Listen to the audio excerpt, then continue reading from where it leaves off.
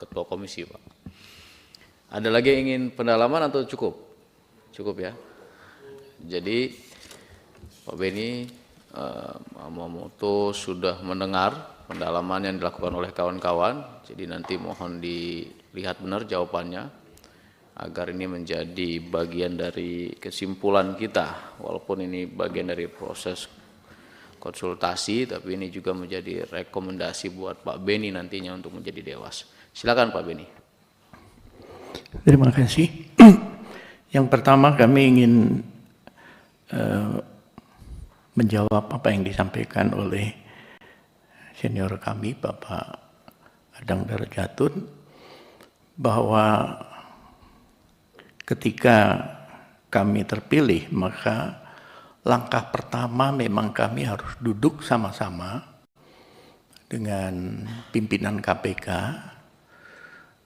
untuk nanti membahas hal-hal yang selama ini terjadi dan menjadi masalah. Untuk itu dievaluasi bersama, kemudian solusinya apa. Karena itulah yang akan mengawali tugas dari masing-masing. Ketika itu sudah disepakati, kemudian programnya apa, fokus utama apa, sebagai contoh, bahwa nanti dalam rangka penanganan kasus-kasus itu diarahkan kepada kasus-kasus yang terjadi di institusi yang menangani program prioritas Presiden, sebagai contoh seperti itu. Karena bagaimanapun itu harus dikawal, kemudian harus berhasil, sehingga nanti rakyat bisa merasakan. Nah, oleh sebab itu perlu kesepakatan jalan tengah antara kewenangan yang terbatas, seperti tadi kami sampaikan bahwa kewenangan pengawasan represif, kemudian preventif juga terbatas. Nah, ini bagaimana solusinya supaya nanti dalam praktek di lapangan tidak terjadi salah pengertian sehingga nanti justru malah ribut sendiri, tidak produktif bekerja, tidak menghasilkan karya nyata, tetapi hanya kegaduhan yang tercipta. Karena masyarakat sudah cukup capek mendengar kegaduhan yang terjadi selama ini, sehingga diharapkan pimpinan dan dewas yang baru nanti ketika mulai bekerja akan menunjukkan kinerjanya yang dirasakan oleh masyarakat dan bisa mengembalikan citra dan kepercayaan publik kepada Kompolnas. Itu yang menjadi prioritas kami. Kemudian selanjutnya kami sedikit menyinggung, kami selama di Kompolnas mungkin paling sering ke Papua, Pak. Memberi atensi khusus di sana. Kami di Intan Jaya, kami ke Wamena, kami ke beberapa lokasi, memang miris, Pak. Kami melihat miris situasi sekolah di sana, kondisinya bagaimana, sementara anggarannya besar sekali dan sebagainya.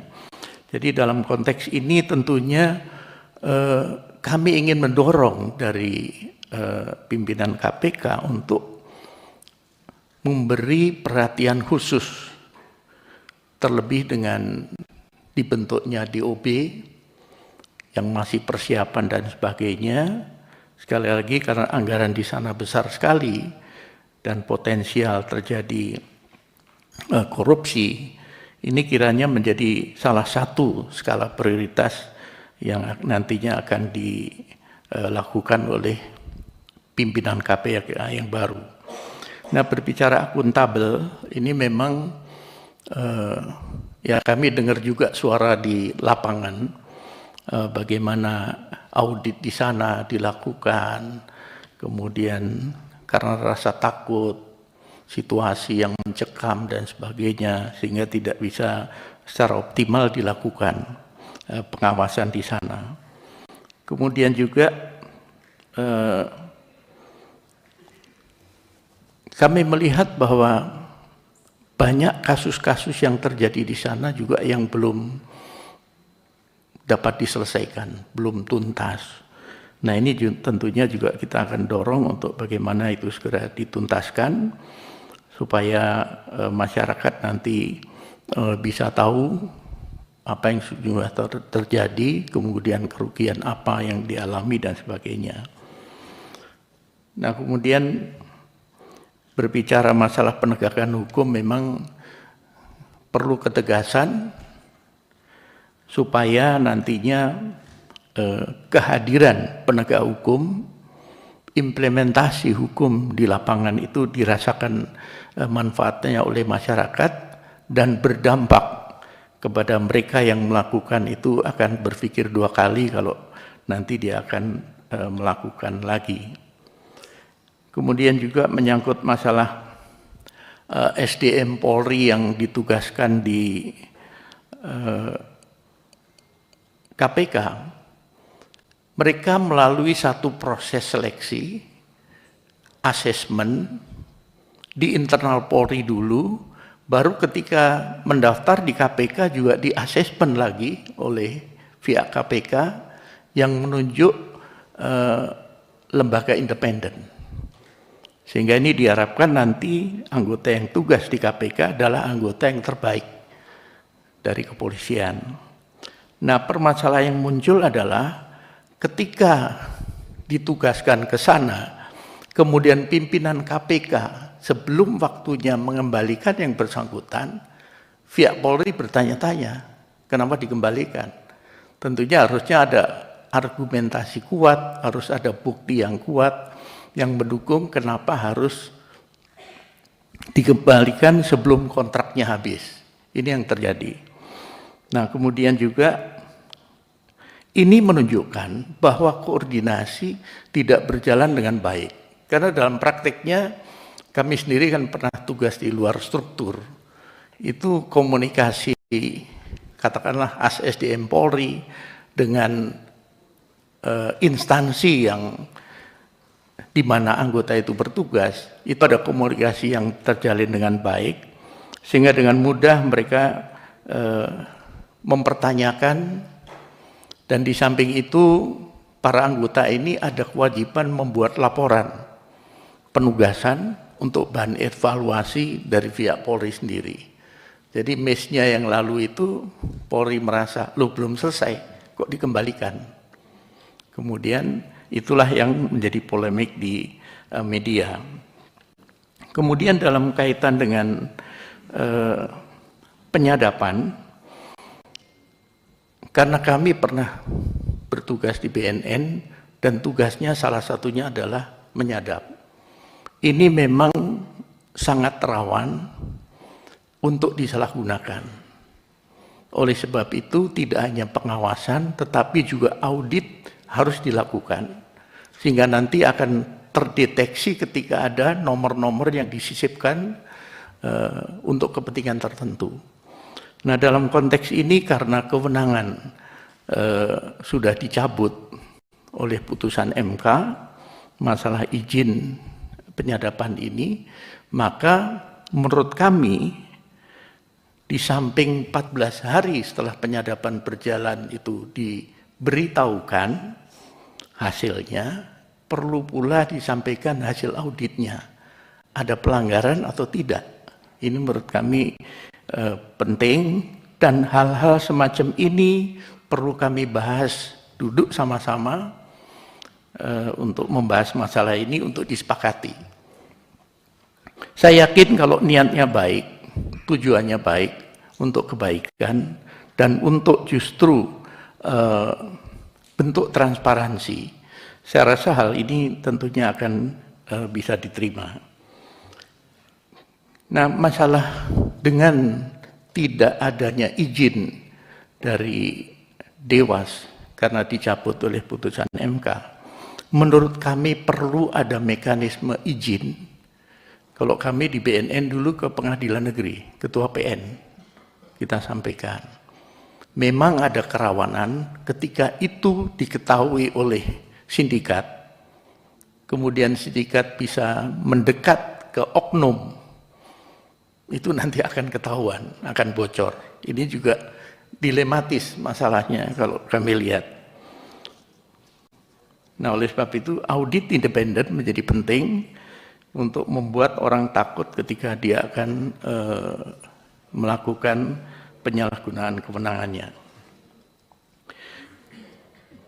Kemudian Pak Beni tadi masalah pengawasan preventif.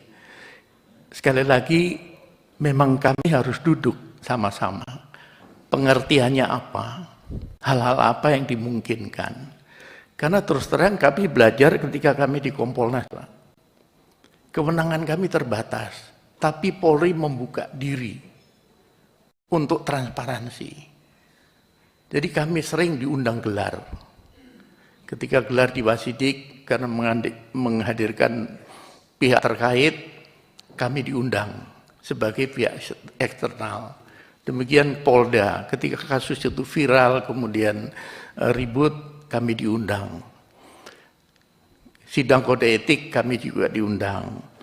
Kemudian tidak kalah pentingnya adalah kecepatan pemberian informasi, keterbukaan itu juga dilakukan. Jadi ketika ada kasus viral dalam tempo singkat kami minta via WA saja sudah langsung dijawab. Karena mereka paham betul bahwa kami tidak akan membocorkan itu kemana-mana. Itu kami keep. Yang kedua, pemanfaatannya adalah dalam rangka merespon ketika instansi lain mempertanyakan hal tersebut kepada kami. Jadi sekali lagi untuk masalah kewenangan ini, kami perlu duduk, kami perlu ngopi untuk nanti ini boleh tidak. Seperti tadi kami sampaikan soal masalah. Bisa introduksi sedikit, Pak. 1 menit. Iya Pak Beni, silakan. Apa yang sudah diatur dengan jelas dalam undang-undang menyangkut kewenangan, untuk apa lagi harus duduk kompromi?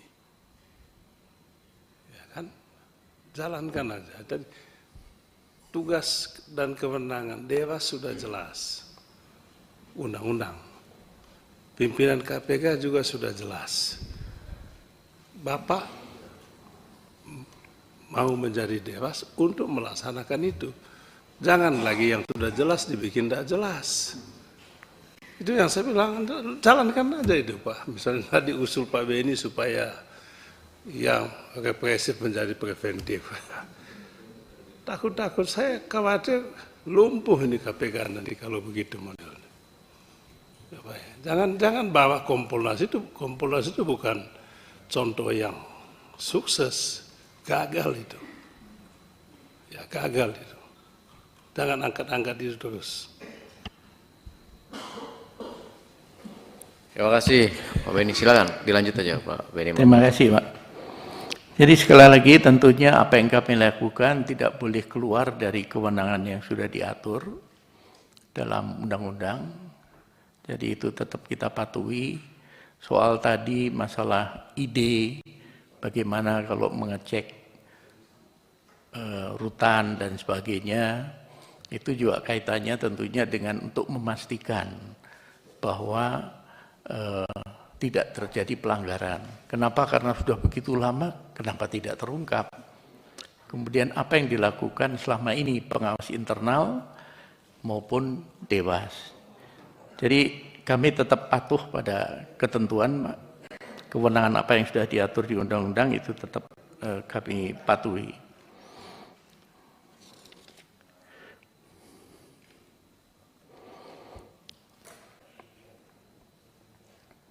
Kemudian menyangkut masalah pertemuan pimpinan KPK dengan pihak-pihak yang berperkara atau potensial menjadi pihak yang berperkara, ini semua sudah diatur di dalam kode etik. Kemudian bagaimana implementasinya, ini tentunya nanti ketika kami pertemuan, hal-hal tersebut tentunya juga yang perlu kami berikan stressing. Sekali lagi untuk menjaga jangan sampai citra KPK kemudian rusak. Kemudian masalah leadership dalam kepemimpinan KPK. Memang ada kelebihan, ada kekurangan. Jadi masing-masing kami lihat ada yang lebih di satu sisi, ada kekurangan di sisi lain. Kata kuncinya yang perlu dipegang adalah satu, integritas, konsistensi, kemudian ketegasan, dan keberanian. Ini menjadi penting. Ketika antara yang diucapkan dengan dilakukan berbeda, ini tentunya sudah akan mengurangi nilai dari sang pemimpin itu. Nah ini kalau kami suruh lihat sosoknya, masing-masing ada plus minus, masing-masing ada kekurangan dan kelebihannya.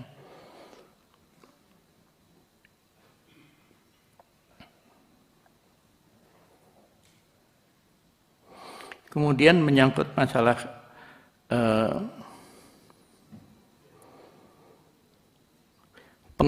pengembalian kerugian negara, ini juga menjadi penting. Bagaimana dalam mengungkap kasus dioptimalkan penelusuran aset, penyitaan aset, pembekuan rekening dan sebagainya, yang itu untuk kepentingan bagaimana kerugian negara bisa ditekan sebanyak mungkin. Dan hal tersebut tentunya akan membuat para tersangka ini menjadi berpikir dua kali atau efek jerahnya ketika aset-aset hasil kejahatan itu berhasil disita dan dikembalikan kepada negara.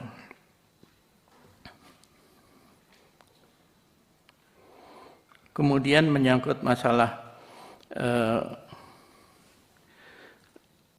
prioritas, ini memang kami melihat begini, komunikasi publik dari para pimpinan KPK menjadi penting. Kemampuan komunikasi publik menjadi penting. Saya sependapat seandainya semua rilis diserahkan kepada juru bicara, supaya masih dalam konteks dan masih dalam lingkup yang memang tepat untuk dirilis.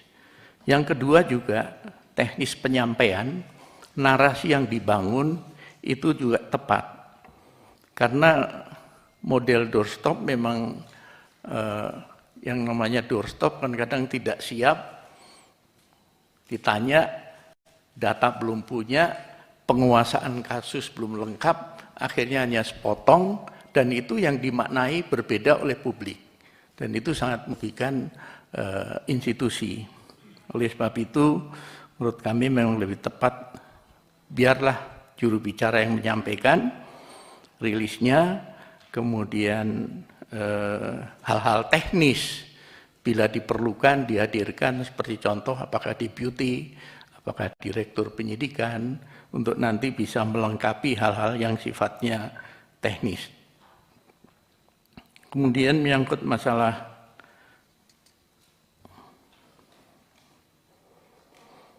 Pak Beni, ini waktunya tinggal 5 menit lagi. Jadi nanti tolong kasih kesimpulan jawaban yang sesuai Pak Beni inginkan saja. Ya. Baik, jadi untuk Dewas dengan keterbatasan jumlah komisioner, kemudian juga kewenangan, kemudian tentunya dukungan yang lain, dalam hal ini fokus kami tentunya bagaimana ingin prioritaskan untuk menjaga agar kode etik, kode perilaku dari pimpinan KPK dan pegawai KPK ini bisa dilaksanakan dengan baik, sesuai dengan SOP yang ada, sesuai ketentuan yang ada. Kemudian kalau tadi disampaikan menyangkut masalah drama saling melindungi dan sebagainya, nah ini tentunya akan selesai ketika nanti bisa dibangun komunikasi yang baik, saling menghargai, saling menghormati, tidak intervensi, ini dipegang, maka hubungan akan baik. Kemudian nanti untuk supaya lebih lentur, ya dengan model ngopi bareng tentunya itu akan lebih bagus. Jadi kami nggak akan nanti ketemu teman terus langsung, nggak boleh ngomong, tidak. Tetap biasa pergaulannya, tetapi tadi selama kita menghormati, menghargai, dan tidak intervensi, maka saya yakin harmoni itu akan tetap terwujud.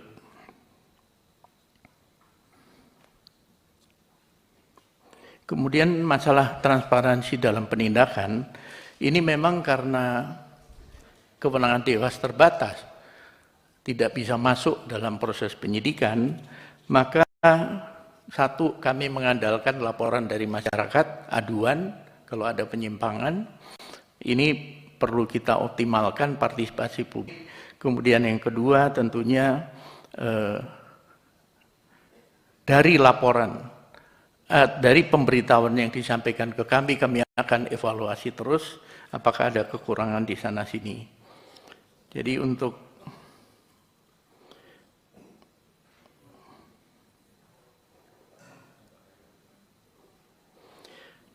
berbicara masalah substansi, kami sependapat Pak bahwa dalam penegakan hukum ini perlu mentarget kasus-kasus yang menyangkut hajat hidup rakyat banyak. Kemudian kedua, masalah-masalah yang mungkin akan mengganggu program prioritas pemerintah, ini perlu menjadi prioritas. Oleh sebab itu, Dewas tentunya memberikan rekomendasi-rekomendasi kepada pimpinan KPK menyangkut hal itu. Karena kita tidak bisa intervensi sehingga isinya adalah hanya rekomendasi-rekomendasi.